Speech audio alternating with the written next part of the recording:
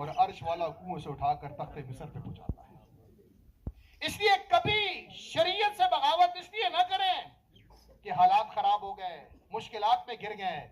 اچھا یہاں ایک بڑی خوبصورت بات ہے، توجہ چاہتی ہوں عرض کروں گا۔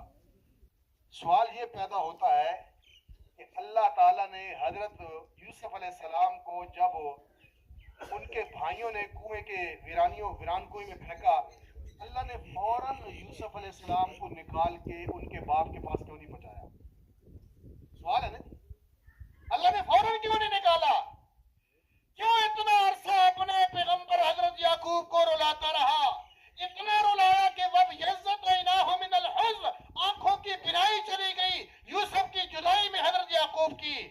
بڑا کمال نقطہ کسی مفسر نے لکھا ہے، فرمایا اگر پہلے دن یعقوب اور یوسف کی ملاقات ہو جاتی اور اسی وقت کنعان کے ویران کنویں سے یوسف باپ کی گود میں پہنچ جاتا تو پھر شاید تخت مصر نہ آتا، اللہ کنووں سے نکال کر تخت مصر پہ بٹھانا چاہتا۔ اسمی آزمائش کا دورانیہ ذرا لمبا کر